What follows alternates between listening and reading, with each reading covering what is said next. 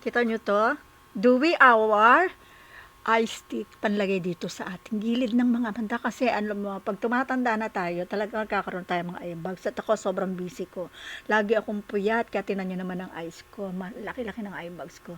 Pero hindi naman ako conscious sa eye bags. Ang inaano ko ay yung nangingitim na mga gilid. Matagal na ako naglalagay nito. Ilang days na ako naglalagay. Medyo ayan, tinan nyo, wala na akong black. Hindi na siya black. Ano na lang, ano tawag dito?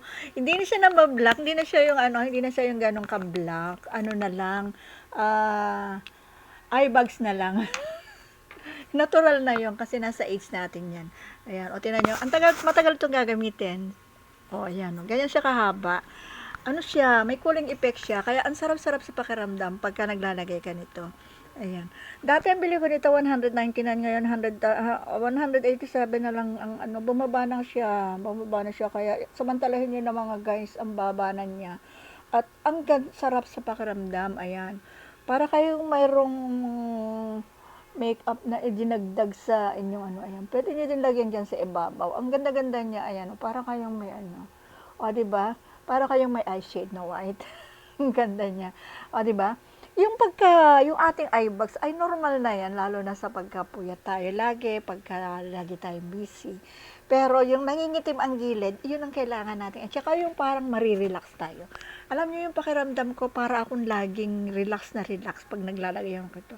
Kasi, ang lamig niya dito sa gilid. At saka pati sa mata mo, para bang nununuot sa mga mata mo, yung lamig niya. Ang sarap sa pakiramdam. Ayan, kahit mga 3 to 4 times a day, naglalagay ako nito. Pagkagising ko, pagkaligo, bago matulog, ayan. Masarap, ang sarap-sarap sa pakiramdam. Kaya buy na. Try nyo, ang mura-mura lang. Kailangan natin to, lalo na sa age natin. Kailangan natin ng eye care. Para lagi tayong relax, kasi di ba lagi tayong pagod sa CP, sa work, kung minsan sa labas, sa init ng araw. Kung meron tayong ganito, o di ang lamig ng pakiramdam ng ating mata, o di ba? Hayaan natin yung eye bags. Normal na yan. Nakakaganda din yan. O, ayan. Buy na. Check nyo lang aking yellow basket. Tagal itong gagamitin. Sulit na sulit yan. O, diba? O.